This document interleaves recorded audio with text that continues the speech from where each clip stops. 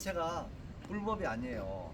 그거는 처벌하는 법령이었고, 그래서 그거는 많은 사람들이 해도 처벌하지 않는 거니까 기본적으로 죄가 안 되는 행위를 한 거예요. 그리고 하나는 이제 제명을 했는데 건조물 침입이라는데, 그것도 죄가 안 되는 대법원 판례가 있더라고요. 그것도 전원합의체 판례는 법이나 마찬가지거든요. 그냥 본인이 조용하게 들어갔다 나오면 혹시 카메라 설치, 몰래 카메라 설치하기 위한 의도가 있었다 하더라도 그건 무죄다 하는 그 대법원 전원 합의체 판결이 2022년도에 있었어요.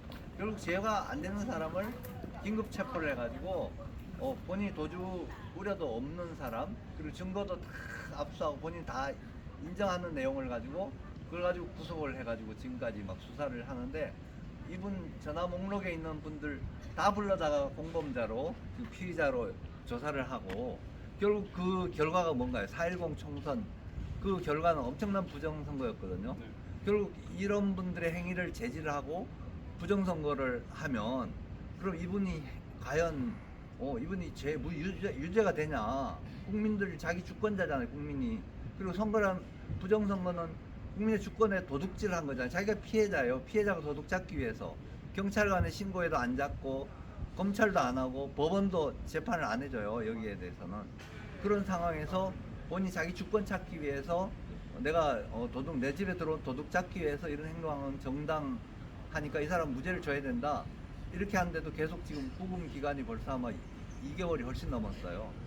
그래서 이번 재판부에서 우리는 재판부는 자기네들 이제 기준에 따라서, 가치 기준에 따라서 판결을 내리겠지만, 제가 아무리 생각해도 이건 무죄예요. 이건 말이 안 되는 거. 이걸 유죄로 하면 그럼 국가의 모든 걸 도둑질해도 국민들은 그냥 가만한 집에 있어야 된다, 그리고 다 뺏겨야 된다, 이게 말이 안 되잖아요. 그래서 이제 오늘 국민참여재판 신청하고 오늘 첫 번째 공판길이 있었거든요.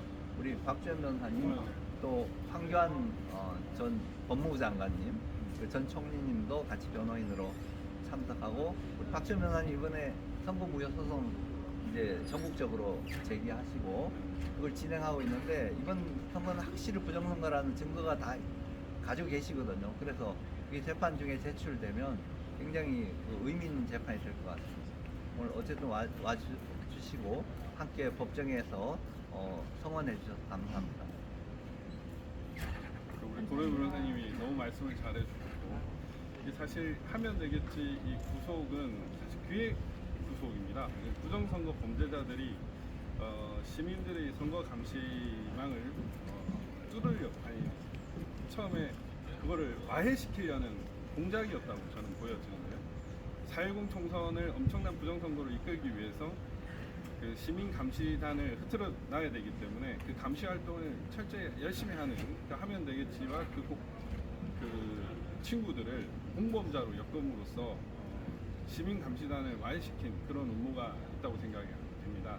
실제로 구속 적부 심사에서 피의자 민경욱이라고 칭할 정도로 저 사건과 그 기획 단계에서, 그리고 판사와의 관계에서도 이게 그냥 한 개인의 사건이 아니라 부정선거 범죄자들과 연관된 사건이라는 것을 알 수가 있었습니다. 지금 민경욱 의원은 하면 되겠지랑 통화도 안 했는데 그런 식으로 엮었다는 자체가 상당히 문제가 있는 걸로 보여지고요. 이 사실 구속도 말이 안 되지만 그 권영 변호사님 말씀하셨던 것처럼 체포부터 이제 불법이었습니다. 체포부터 불법이었고 구속도 불법이었습니다. 영장 기재 내용 자체가 한 번도 처벌받은 전력이 없는 하면 되겠지에 대해서 처벌받은 전력이 있음에도라고 이렇게 기재를 함으로써 재법의 위험성을 강조를 했고요.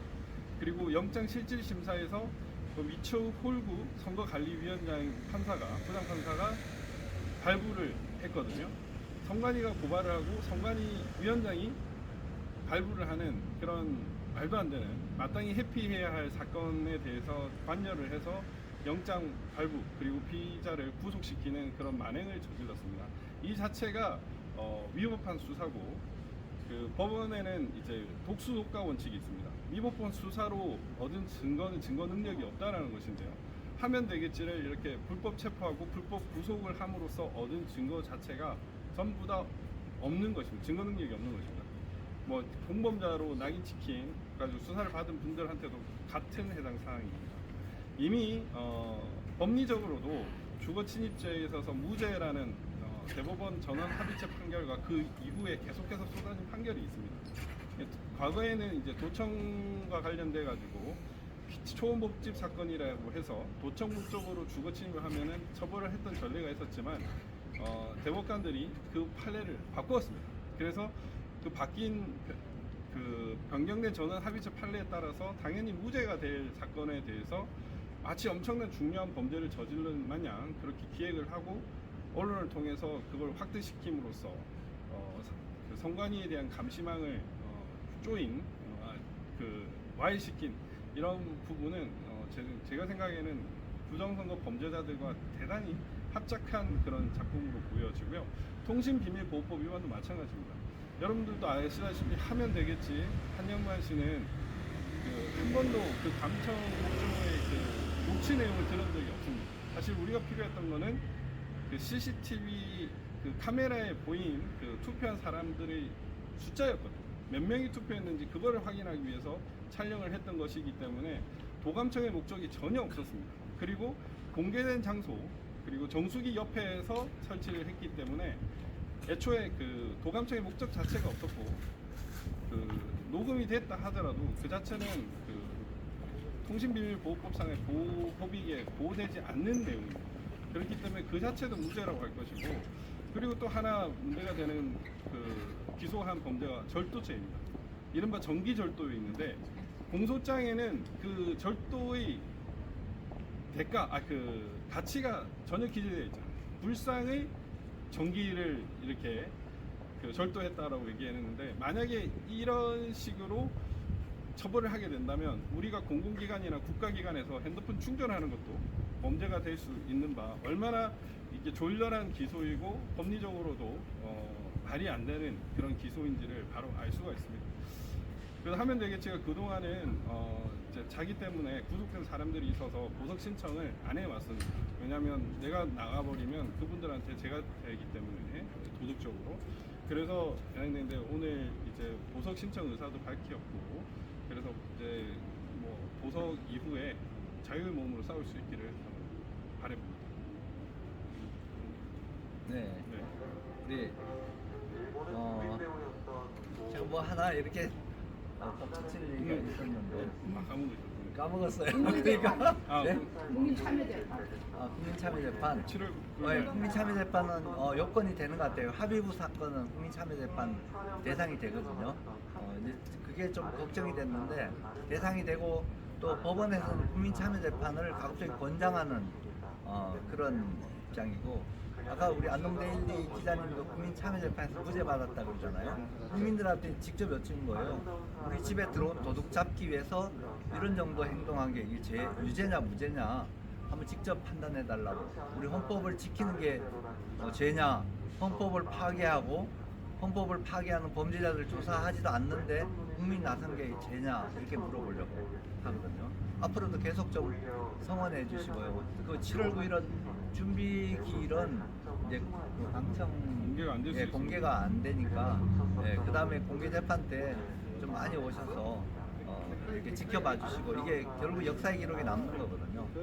어떤 부분에 대해서 판결이 정확한지 안 한지 이런 것도 다 우리가 확인을 해가지고 대한민국을 정상화하는데 우리가 다 힘을 모으면 아마 역사가 일어날 걸로 생각합니다. 제가 다른 공직선거법 위반 사건에서 판사님한테 설득을 하는 과정에서 선거인수보다 많은 투표수가 있다. 투표수보다 많은 투표용지 발급수보다 많은 투표지가 있다. 말이 되냐 이랬더니 말이 안 되는데 그럼 어떻게 그런 일이 있을 수 있냐. 그러게 말입니다 판사님. 그 증거 다음 재판에 증거를 가져왔는데 실제로 너무나 많은 부정선거의 증거들이 있기 때문에 판사도 물론 국민들한테도 설득하고 오늘 기자님들이 상당히 많이 와주셨습니다. 그 기자님들도 좀 많이 전달을 해서 진짜 부정선거의 증거들이 너무 많다. 그리고 최근에 이틀 전에 엄청난 증거가 발견됐죠. 그 수원시장의 개표 상황표 처음 개표 상황표 결과 최초 통과된 개표 상황표의 분류 결과가 개표 결과가 되는 일이 있었습니다. 그건 있을 수가 없는 일이거든요.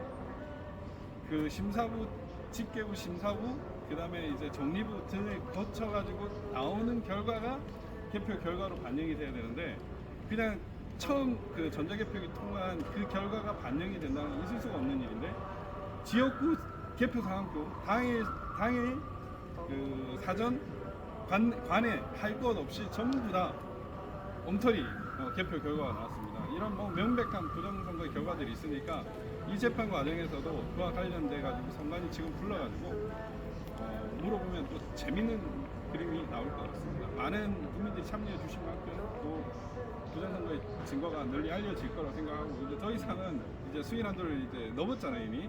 이제 밝혀져야 되는 거고 윤석열이 대통령인 윤석열이 제대로 밝혀야 된다고 생각합니다. 감사합니다. 감사합니다. 감사합니다. 감사합니다. 감사합니다.